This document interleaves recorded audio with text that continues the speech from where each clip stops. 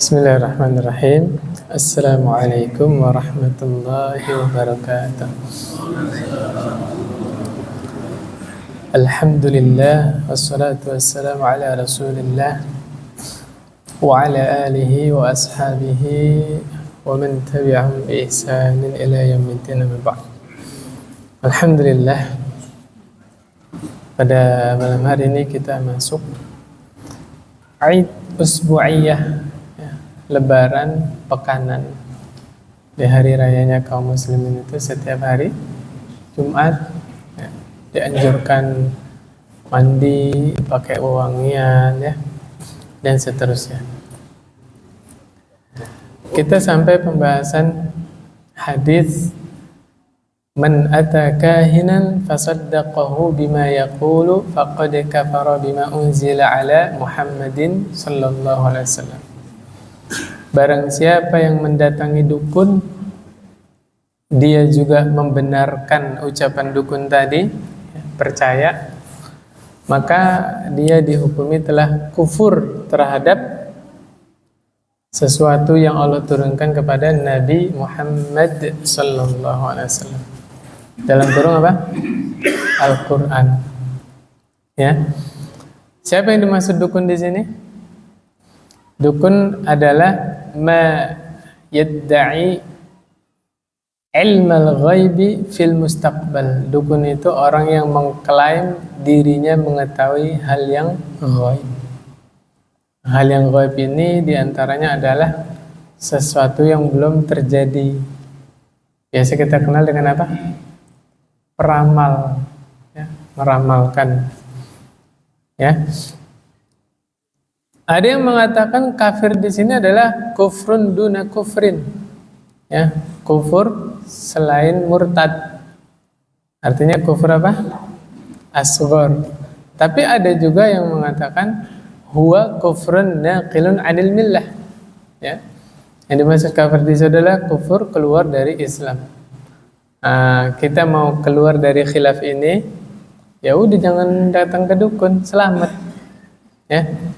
Cukuplah menjadi musibah ketika status kita diperdebatkan oleh ulama. Ini masih Islam apa sudah kafir? Debatkan ulama, khilaf. Maka yang paling bagus, yang paling selamat adalah kita keluar dari khilaf. Jangan pergi ke dukun, jangan percaya dukun. Selamat ya. Wal muradu bil munazzal siapa? Alkitab was sunnah. Yang dimaksud, yang diturunkan kepada Nabi Muhammad sallallahu alaihi wasallam adalah Al-Quran dan hadis.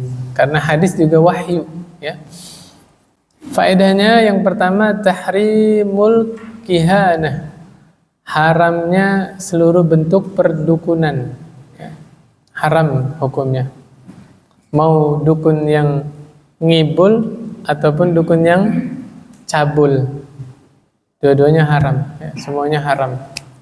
Mau dukun yang bohongan, mau dukun yang asli. Ada kan dukun asli sama dukun bohongan, dua-duanya haram, semuanya haram, tahrimul kihanah. Yang kedua, takzibul kuhan.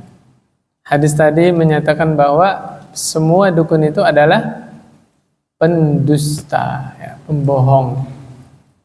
Yang ketiga, anna tasdiqal kuhan fima yaquluna kufrun. Salah satu bentuk kekufuran adalah percaya omongan dukun. Hati-hati. Ini kalau saya bilang dukun, Pak, jangan dipersempit yang ada di benak kita. Orang tua pakai pakaian desa, terus ada kemenyan, ada sesajen. Sekarang dukunnya itu pakai sorban, pakai jubah, Pak. Ya kan? Kadang-kadang dukunnya juga dipanggil apa? Ustadz.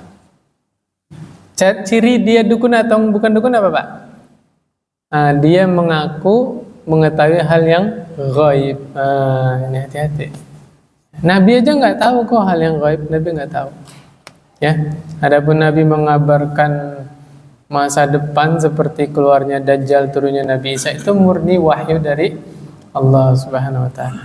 Jadi walaupun penampilannya ustadz ya, atau kiai atau dai lah pokoknya, mau pakai sorban, pakai jubah, tapi kalau dia mengklaim mengetahui hal yang gaib, dia termasuk dukun, ya. La ilaha illallah. Yang keempat, annal Qur'ana munazzalun ghairu makhluqin.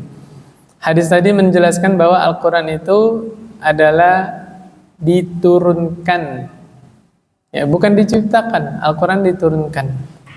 Al-Quran seluruhnya adalah ucapan Allah Subhanahu wa Ta'ala, wahyu, ya. Ucapan Allah berarti termasuk sifatnya Allah. Allah berbicara, ya. Makanya nggak ada kebatilan sedikit pun di dalam Al-Quran. Seluruhnya kebenaran. Kemudian hadis berikutnya masih mirip redaksinya, ya.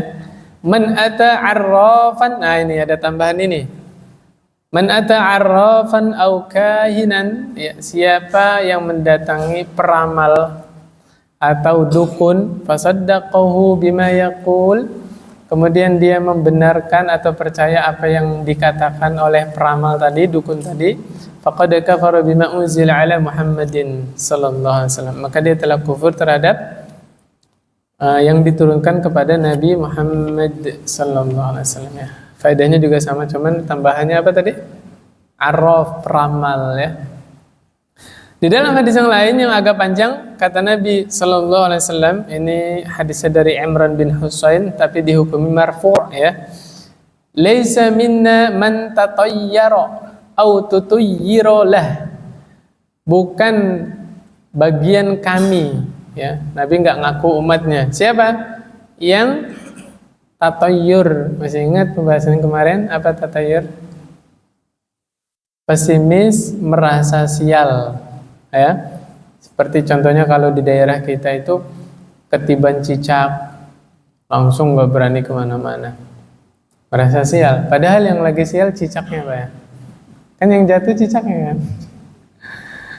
Apalagi malam-malam di atas rumahnya ada burung hantu, oh langsung, wah ini kayaknya ada yang bakal meninggal. Nah, itu namanya tatoyur, ya, merasa sial. Ibu hamil kemana-mana harus bawa apa? Gunting. Ini tatoyur, ya, nggak boleh, ya. Autotuyirolah, atau minta ditatoyurin, ya.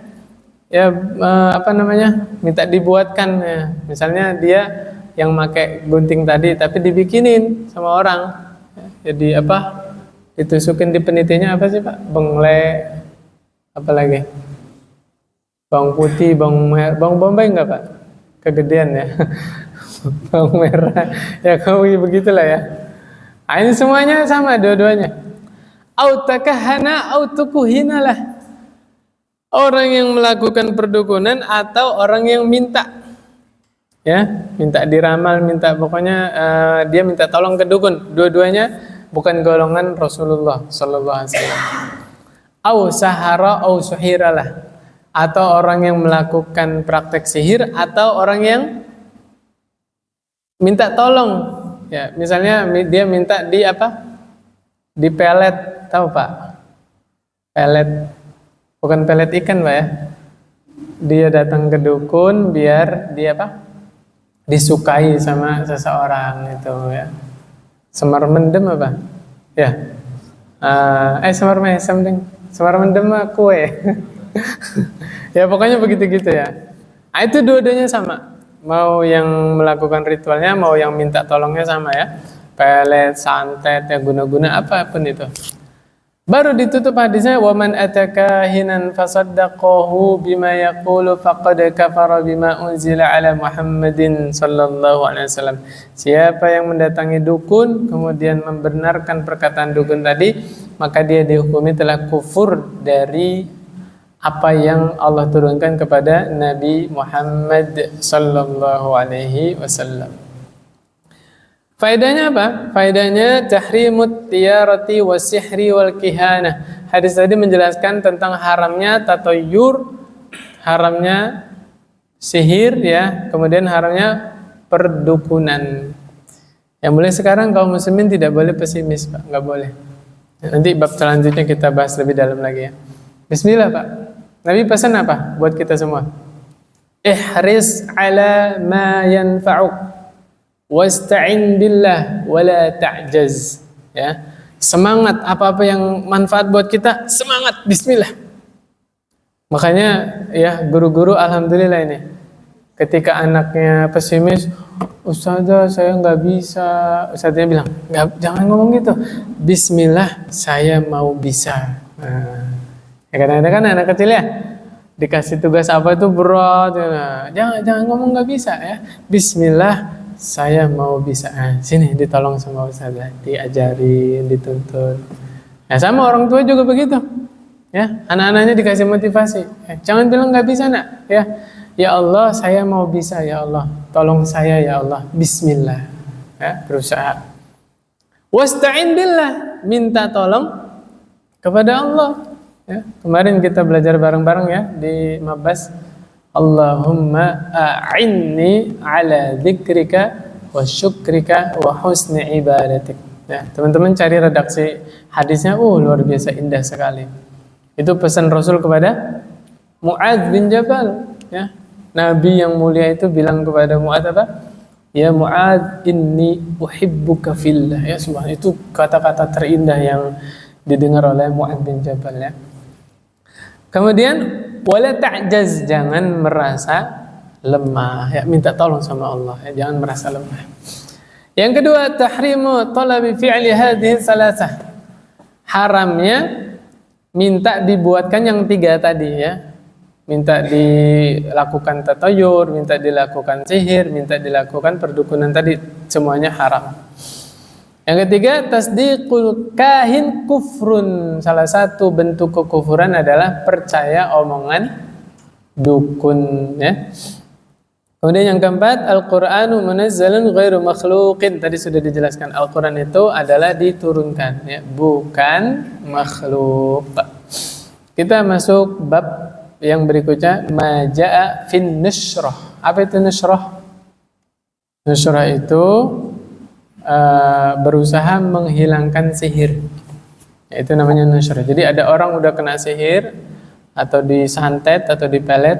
Nah, tindakan untuk mengobati yang kena sihir itu disebut nushrah.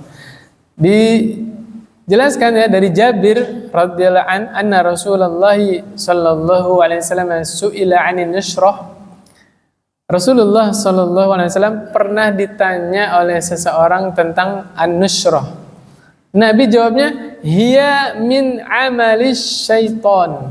An-nushrah itu adalah bagian dari perbuatan syaitan. Nah, ini jangan salah paham. Karena ada hadis juga riwayat Hasan al-Basri, la yahullu sihra illa sahir. Ya, tidak bisa menghilangkan sihir kecuali penyihir juga. Nah, maksudnya di sini yang Nabi haramkan tentang nushrah tadi, yang Nabi bilang nushrah itu termasuk perbuatan syaitan adalah menghilangkan sihir dengan sihir lagi. Ini yang haram ya. Mengobati santet dengan santet lagi ya, dengan ilmu perdukunan lagi, itu yang haram. Adapun mengobati orang yang diguna-guna atau yang disihir ya, mengobatinya dengan apa? Ruqqa, dengan ruqyah, wa ta'awidz, dengan apa? Mu'awwizat ya, dengan ta'awuz kan banyak ya. A'udzu bikalimatillahi tammati min syarri ma khalaq. A'udzu bikalimatillahi tammati min kulli syaitani wa hamah wa min kulli 'ainin lamah. Ada kan? A'udzu billahi samil alimi minasyaitonir rajim min hamzihi wa nafthihi wa nafsihi. Terus qul a'udzu birabbil falaq, qul a'udzu birabbin nas. Itu enggak apa-apa. Yang itu boleh. Yang dimaksud Nabi hiya min amali syaitan adalah mengobati orang yang kena guna-guna atau kena sihir dengan apa? Dengan sihir lagi, dengan perdukunan lagi, itu yang haram ya. Tapi kalau pengobatannya itu dengan yang yang boleh ya. Contohnya ada hadis makan kurma 7 butir di pagi hari ya, boleh silakan.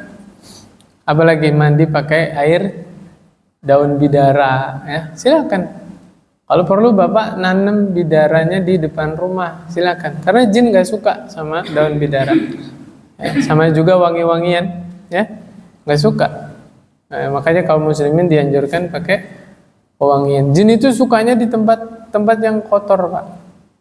Ini barangkali ada yang kemarin mimpi buruk, ya, mimpi dikejar-kejar tuyul. Tahu tuyul nggak, Pak? Dikejar sama setan misalnya ya. Itu jangan-jangan sebabnya adalah piring-piring kotor belum dicuci malam itu, numpuk di dapur, atau pakaian-pakaian kotor ya ngegantung di mana-mana. Itu sebabnya. Setan seneng sama tempat yang kotor ya. Misalnya dia kena guna-guna, dilempar kemana? Ke kambing gitu. Ya ini yang dihindari yang seperti ini, ya. Yang dihindari seperti ini. Yang benar tadi dengan apa? Dengan ruqyah ya. Minta tolong sama Allah, barangkali Allah kasih petunjuk atau ilham ya. Fa'alhamaha fujuraha wa taqwaha, ya kan? Kalau Nabi dapat wahyu, orang mukmin dapat ilham. Barangkali di mimpinya dikasih tahu buhulnya disimpan di mana, ya kan? Orang di sihir itu kan di ini apa? Dibikin apa buntelan-buntelan itu kan. Nah, kita minta tolong sama Allah ya, direwangi puasa silakan, zikir, tahajud, minta tolong supaya sembuh itu pakai tadi itu dengan ruqyah. Kalau yang Bapak bilang tadi ya barangkali itu salah satu yang dilarang ya, karena kita nggak tahu model pengobatan seperti itu gitu ya. Wallah alam bisawab. Bapak pernah tahu taktiknya ini apa namanya penambal ban, tukang tambal ban? Ini nggak semuanya ya, ada yang rusak hatinya, dia sengaja masang paku di jalan sana, kemudian dia buka apa stand ya, apa sih stand ya, mangkal di situ. Nah, orang yang nggak tahu kan tukang tambal ini telah menolong, padahal perbuatan siapa banyak bocor. Paham maksud saya, Pak? Nah, bisa jadi yang begitu-begitu ya pelakunya dia juga gitu tuh. Alasannya dipindahin padahal bohulnya dilepas. Atau kerja sama-sama jin apa namanya supaya berhenti mengganggu. Nah, ini salah satu logikanya ke sana ya. Supaya apa? Supaya manusia percaya sama perdukunan tadi ya. Na'udzubillah. Ini hati-hati, kita harus jeli ya. Bisa jadi ke sana. Ada pun yang dicontohkan oleh Nabi, oleh para sahabat itu dengan apa tadi? Ruqyah. Ruqyah itu, Pak, kalau kita tahu apa artinya, apa yang kita baca, itu meningkatkan iman. Kita berlindung kepada Allah, bertawakal kepada Allah. Ini di antara doanya nih di sini. Insya Allah masih cukup waktunya, ya. Ada doanya di sini, Mbak. Allahumma la ya'ti bil hasanati illa anta, wa la yadfa'u sayyi'ati illa anta, wa la hawla wa la quwwata illa bika. Satu lagi doanya, Allahumma la khaira illa la khaira illa khairuka wa la tayra illa tayruka wa la ilaha ghairuka. Nah, itu kalau diterjemahin maknanya luar biasa. Ya Allah, tidak ada satu kebaikan pun yang datang kecuali dari Engkau ya Allah, ya. Dan tidak ada yang bisa menolak keburukan sama sekali kecuali Engkau. Itu sebenarnya doa itu sering kita baca setelah salam. Allahumma la mani'a lima a'taita wa la mu'tiya lima mana'ta. Sama artinya. Wala yanfa'u dzal jaddi minkal jadd. Jadi yang syar'i ngobatin apa yang tadi disebutkan itu dengan apa? Dengan ruqyah ya. Dengan hal-hal yang disyariatkan. Ya Allah alam bisawab. Mana tadi? Faedahnya ya, belum ya? Oh, sudah. Oke, lanjut. Kita masuk bab nusyrah tadi ya, kita bahas nusyrah ya. Ya, kita bacakan dulu ininya, apa namanya? Faedahnya. Yang pertama, tahrimun nusyrah wal muradu bil muharramati huna ma kanat bi wasaila syirkiyah aw sihriyah, itu yang tadi saya bilang. Yang dimaksud yang diharamkan nusyrah tadi adalah yang mengandung wasilah-wasilah kesyirikan dan yang berhubungan dengan sihir. Amma kanat birruqa wa ta'awid syar'iyyatin aw adwiyatin mubahah fahuwa jaizah. Kalau nusyrah tadi itu dengan ruqyah, dengan ta'awud-ta'awud yang syar'i, dengan obat-obat yang dibolehkan. Obat yang dibolehkan apa, Pak? Habatus sauda ya, madu, apa air susu unta, apalagi kurma ajwa tadi ya kan, yang begitu itu boleh. Mandi dengan air daun bidara itu boleh, ya, tidak syirik, tidak haram. Kemudian berikutnya anna a'malas syayatin kullaha muharramah. Bahwa sesungguhnya seluruh perbuatan syaitan itu semuanya apa? Haram. Perbuatan syaitan apa aja, Pak? Ya? Tadi sihir, dukun tadi. Kemudian apa lagi? Zalim, Pak. Menzalimi orang lain itu perbuatan syaitan. Ganggu orang lain. Makanya kalau lagi azan syaitan ngapain? Lari menjauh sampai azannya nggak kedengaran. Azannya beres, balik lagi ngapain?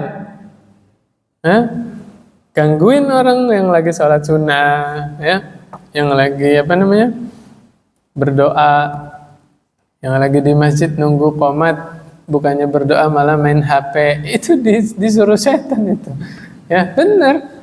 Biar nggak dimanfaatin waktunya. Dia di masjid padahal punya wudhu ya kan, bisa qobliyah, bisa berdoa, bisa baca Quran ya. Nah, dia sibuk dengan hal yang sia-sia. Nanti qomat berkumandang, setan lari lagi, Pak.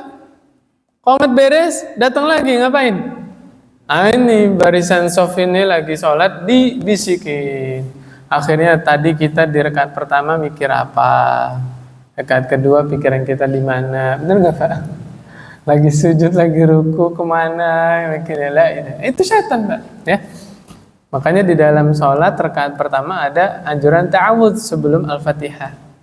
Ya, a'udzu billahi as-sami'il 'alim minasyaitonir rajim min hamzihi wa nafthihi wa nafthihi. Baru bismillahirrahmanirrahim sampai waladhdallin amin ya. Itu.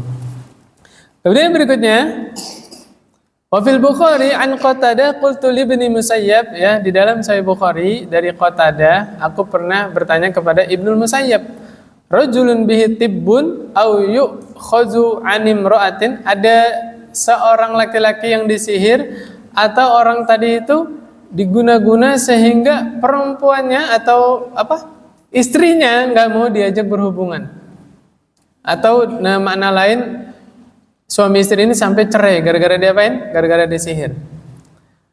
Ayuhallu anhu au yunsharu. Jadi yang ditanya tadi siapa? Ibnu Musayyab. Boleh nggak orang ini melakukan nusroh? Ya. Jawab dia, la ba'sa bih. Gak masalah, ya, obatin. Innama yuriduna bihi al-islah, karena ngobatin tadi yang diinginkan adalah perbaikan. Fa amma ma yanfa'u falam yunha anhu. Adapun semua yang bermanfaat tidak dilarang. Gak salah paham ya? Jadi riwayat yang pertama mengharamkan nusroh, riwayat yang berikutnya boleh. Maka dirinci tadi nusroh yang boleh itu bagaimana, tadi sudah dijelaskan. Nusroh yang tidak boleh itu bagaimana sudah dijelaskan tadi. Kemudian berikutnya, tadi sudah saya sampaikan riwayat Hasan al-Basri, la yahullu sihra illa sahir.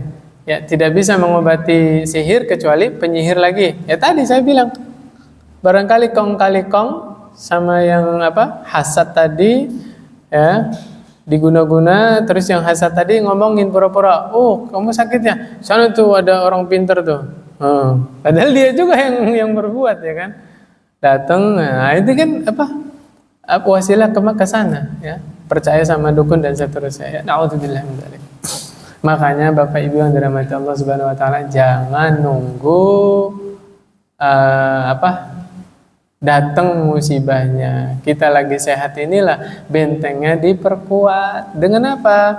Salat 5 waktu, ya. Kalau bisa salatnya di awal waktu. Ahabul a'mal ilallah as-salatu ala waqtiha. Salat amalan yang paling Allah cintai adalah salat di awal waktu. Ya kalau Allah sudah cinta, masa Allah pengen memudaratkan hambanya? Mustahil. Ya kan? Kalau Allah sudah cinta sama hambanya, Allah jaga itu. Fadhkuruni azkurkum, kata Allah Subhanahu wa taala. Ingatlah aku akan mengingat kalian. Nah ini ya, bentengnya itu salat 5 waktunya yang bagus. Setelah salat, zikir, ya. Kemarin saya bahas ya. Saya bilang begini, Bapak Ibu yang dirahmati Allah Subhanahu wa taala, tahu enggak balasan dari Allah bagi orang yang selesai sholat dia baca subhanallah 33, alhamdulillah 33, Allahu akbar 33, ditutup dengan la ilaha illallah wahdahu la syarikalah lahul mulku wa lahul hamdu wa huwa ala kulli syai'in qadir. Balasannya apa, Pak? Allah ampuni dosa-dosanya walaupun sebanyak buih di lautan. Bapak buka di YouTube, lihat orang yang kerja di tengah laut itu, ombaknya kayak apa, gede badai. Buihnya sebanyak apa? Sedangkan bumi yang kita huni ini, kata orang geografi ya, berapa? 70% itu lautan. Sebanyak apa itu buih di lautan? Allah ampuni dosa-dosa kita. Tapi sayangnya yang mampu mengamalkan zikir setelah sholat itu hanya aktor profesional. Berapa banyak orang habis salam buru-buru pergi, bener nggak? Dibisiki oleh setan, diingetin apa? Aktivitas berikutnya. Kamu belum ini loh, yang tadi belum selesai loh. Supaya buru-buru, supaya nggak sempat apa? Nggak sempat zikir. Subhanallah. Padahal zikir setelah sholat kalau kita lihat menit ya, hanya 3 menit atau 4 menit saja. Lama apa sebentar? Sebentar, ya kan? Nah, maka pesan saya, jangan nunggu ada kejadian-kejadian diguna-guna, disihir, disantet, dipelet. Jangan. Bentengi diri kita dan keluarga dari sejak dini. Kemudian yang sempat, yang senggang, jangan lupa zikir apa? Zikir pagi, zikir petang. Kayaknya cuma 10 menitan ya. Zikir pagi petang itu cuma 5 menit atau 10. Apalagi yang sudah lanyah. Tahu lanyah nggak, Pak? Lancar sekali ya. Ini sebentar doang gitu. Ada lagi zikir malam, udah dengar belum, Pak? Ya, di antara zikir malam itu baca apa? Surah Al-Mulk, kemudian Al-Baqarah, 2 ayat terakhir, ya kan? Kemudian apa lagi? Ayat kursi, Al-Mu'awwizat, ya. Itu zikir-zikir itu dibaca. Yang berikutnya, maja'a fit tatayyur. Ini Masya Allah dibahas sendiri ya, satu bab yaitu tentang tatayyur. Yang tatayyur itu apa secara umum artinya? Merasa sial. Merasa sial itu bahasa Arabnya tatayyur. Surah Al-A'raf ayat 131. Kata Allah Subhanahu wa taala, "Fa idza ja'atuhumul hasanatu qalu lana hadhihi وَإِن تُصِبْهُمْ سَيِّئَةٌ يَطَّيَّرُوا بِمُوسَى وَمَن مَّعَهُ أَلَا إِنَّمَا طَائِرُهُمْ عِندَ اللَّهِ وَلَكِنَّ أَكْثَرَهُمْ لَا يَعْلَمُونَ." Maka apabila mereka memperoleh kebaikan, maka mereka bilang apa? Ini adalah hasil usaha kami. Hati-hati. Ini sombong ini, Pak. Na'udzubillah. Ini ucapannya Qarun. Ya, gara-gara bilang begitu Qarun ya, Allah benamkan dia beserta harta-hartanya. Na'udzubillah, na'udzubillah. Allah enggak ridho sama Qarun. Hartanya enggak berkah, Qarunnya dibenamkan ke dalam bumi. Jangan ngomong begitu, Pak. Ya, teman-teman yang Allah titipkan harta dari Allah Subhanahu wa taala, katakan apa? Hadza min fadli Rabbi. Ini adalah karunia dari Rabbku ya, dari Allah. Bilang gitu aja. Rumah ini atas izin Allah, saya punya rumah. Ya, mobil atas izin Allah, saya punya mobil. Istri, Bapak punya istri karena kehendak Allah Subhanahu wa taala ya. Fadli Rabbi ya, karunia ya, fadilah dari Allah. Tapi kalau mereka dapat musibah, dapat keburukan, mereka bilang apa? Gara-gara Musa ini. Nyalain nabinya, la ilaha illallah. Ya, Nabi Musa beserta pengikutnya ya, di kambing hitamkan. Ya begitulah orang-orang munafik. Orang munafik itu udah ada dari zaman para nabi terdahulu ya. Maka Allah ingatkan, ala innama ta'iruhum indallah. Segala sesuatu dari Allah. Ya. Takdir yang baik, takdir yang buruk kan? Al-imanu bil qadari khairihi wa syarrihi minallah. Walakinna aktsarahum la ya'lamun. Tetapi kebanyakan manusia tidak mengetahuinya. Ini jangan salah paham, Pak. Secara umum memang segala sesuatu dari Allah Subhanahu wa taala. Tapi monggo dibuka surah An-Nisa ayat 79. Kata Allah Subhanahu wa taala, ma asabaka min hasanatin faminallah wa ma asabaka min sayyi'atin famin nafsik. Ya, apa-apa kebaikan-kebaikan yang engkau dapatkan maka itu murni dari Allah. Alhamdulillah alladzi bi ni'matihi tatimmus shalihat. Tapi kalau kita dapat keburukan, dapat musibah, jangan salahkan siapa-siapa kecuali diri sendiri, ya. Allah tidak menimpakan musibah kecuali memang dia pantas menerima musibah tersebut. Jangan menyalahkan siapa-siapa. Ya, tapi kalau dijelaskan secara general, umum, ya segala sesuatu berasal dari Allah Subhanahu wa taala. Nah, ini nih, saya jadi ingat sesuatu. Sopannya para jin muslim, Pak. Ayo buka surah Al-Jin. Ya. Surah Al-Jin ayatnya berapa ya? Sebentar saya cek dulu ayatnya. Ini salah satu adabnya jin. Ini ayat 10, Pak. Apa kata jinnya? Hah? Wa anna la nadri asyarrun urida biman fil ardi am arada bihim rabbuhum rasyada. Kalau bilang tentang keburukan, jinnya pakai kalimat apa?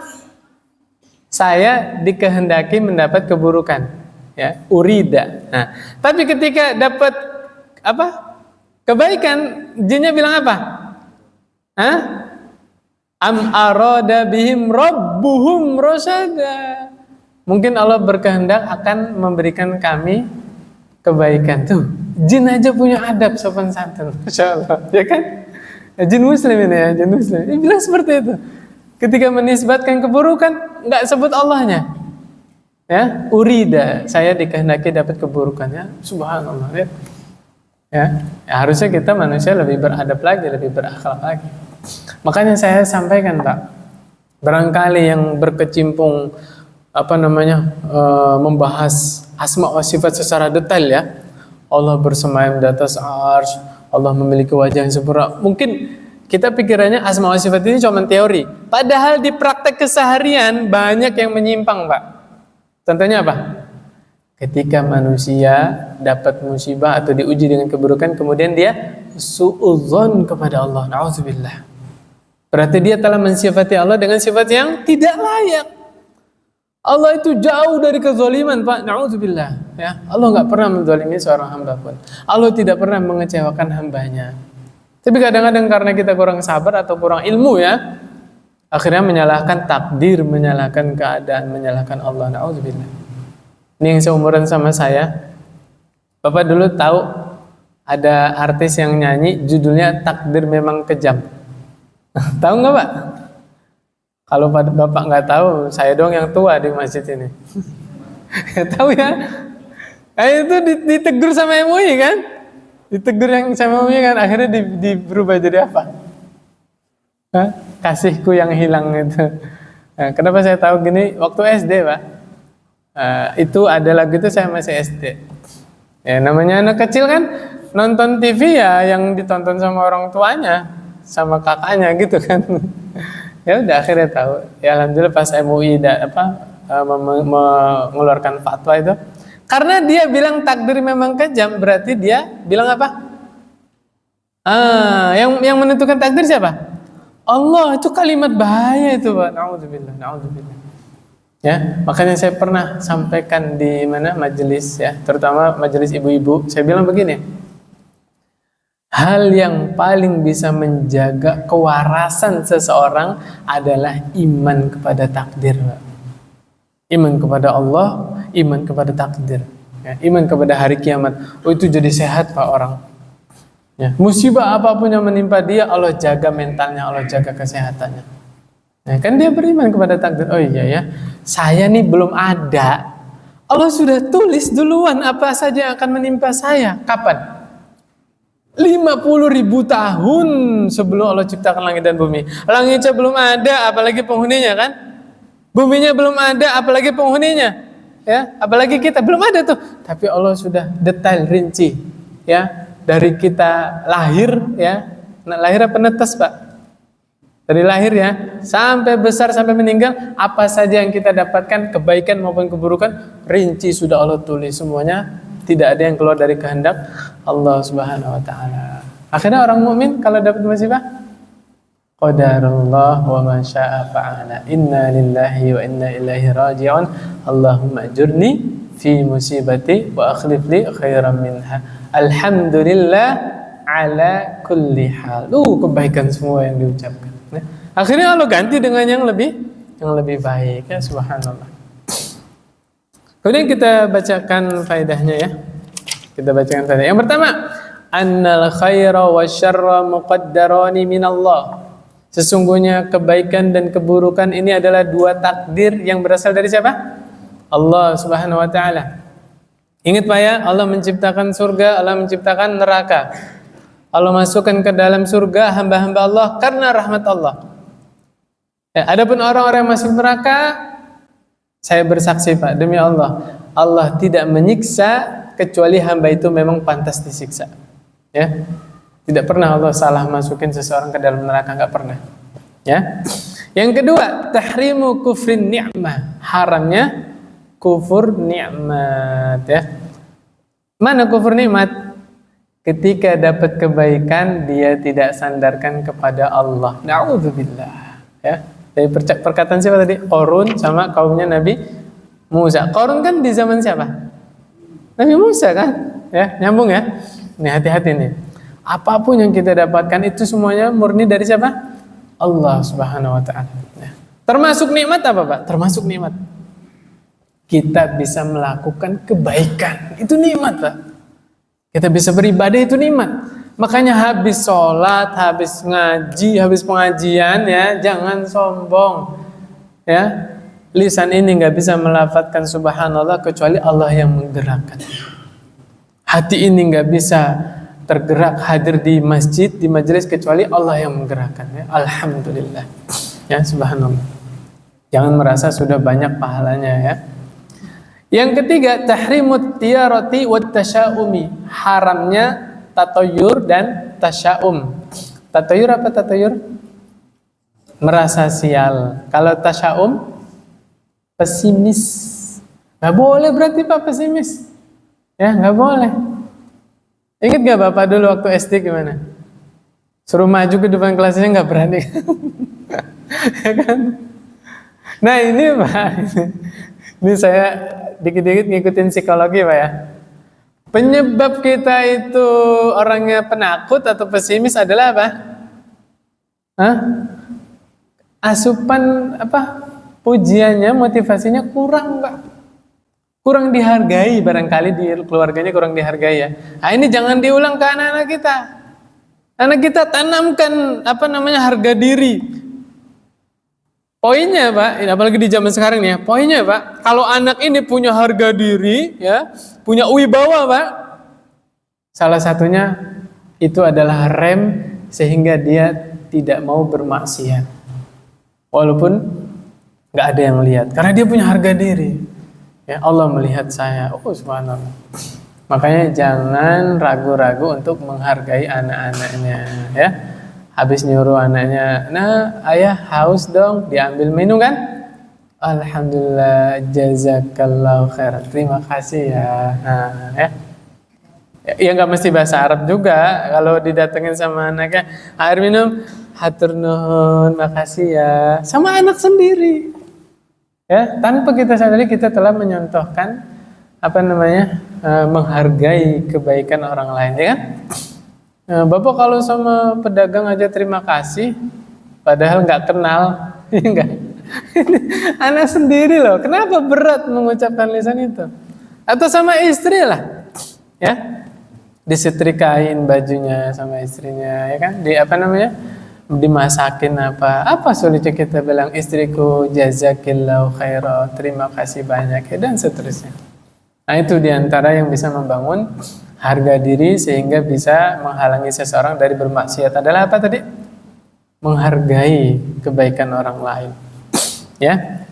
Yang berikutnya, yang keempat ya, annal jahla sababun likulli syarrin. Sesungguhnya kebodohan itu adalah sebab dari seluruh keburukan. Kebodohan adalah sebab dari seluruh keburukan. Makanya kita belajar di sini nih, duduk, niat kita apa Pak? Mengangkat kebodohan dari diri kita.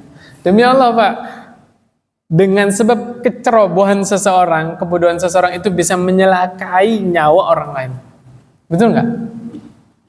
Bahkan ini ada orang bodoh nih, naudzubillah, dia jadi pemimpin, entah pemimpin negeri, ya, pemimpin negara atau pemimpin kotanya atau apa namanya perusahaan lah, instansi itu yang dia mimpin hal tersebut itu bisa hancur gara-gara apa?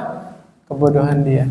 Orang bodoh mimpin, akhirnya bikin kebijakan-kebijakan yang merugikan orang-orang yang dia pimpin. Naudzubillah, naudzubillah. Ada nggak yang seperti ini? Ada, ya. Di suatu negeri antah barantah sana, ya. Ya bapak-bapak tahu lah negara apa, saya nggak menyebutnya. Nah, kemudian yang berikutnya di surah yang familiar. Nah, saya yakin teman-teman hafal semua. Qalu ta'irukum ma'akum a'in dzukirtum bal antum qaumun musrifun. Surat apa itu, Pak? Yasin. Ini bapak-bapak yang udah hafal Yasin, dikuatin hafalannya, besok Ramadan pakai tarawih, Pak. Wih, gagah, Masya Allah. Ya, bukan ustadz, bukan kiai, pas di jadwal imam tarawih, surah Yasin dipotong 11. Wih, keren, mantap. Jajal, Pak. Ya. Waktunya masih panjang nih. Berapa bulan lagi kan? Dikuatin. Bagus, Pak. Yasin itu Al-Quran juga kok. Hah? Al-Quran kan Yasin? Iya. Bagus hafal Yasin. Nah, sudah hafal Yasin, pindah surat berikutnya ya. Pindahnya. Jadi semuanya dihafal. Apa kata Allah? Qalu ta'irukum, itu azan asar apa subuh itu? Isya. Di sini belum ya? Itu 1 menit lagi. Berarti nggak sempat tadi saya mau cerita banyak tentang tatayur. Insya Allah kita lanjut di ini ya, pekan berikutnya ya. Kata mereka di dalam surah Yasin, ta'irukum ma'akum ain dzukirtum. Di surah Yasin bilang, ya kalian dapat kesialan, ya dapat musibah, keburukan itu atas perbuatan kalian sendiri. Ain dzukirtum, dengan sebab kami memberi peringatan kalian, kemudian kalian menyalahkan kami, paham nggak maksudnya? Jadi musibah menimpa suatu kaum, datang dai memperingatkan keburukannya, yang disalahin siapa? Da'inya ini ya, la ilaha illallah ya. Bal antum qaumun musrifun. Sungguh kalian ini orang-orang yang melampaui batas. Insyaallah kita lanjutkan pekan depan ya. Subhanakallahumma bihamdik asyhadu an la ilaha illa anta astaghfiruka wa atubu ilaik. Assalamualaikum warahmatullahi wabarakatuh.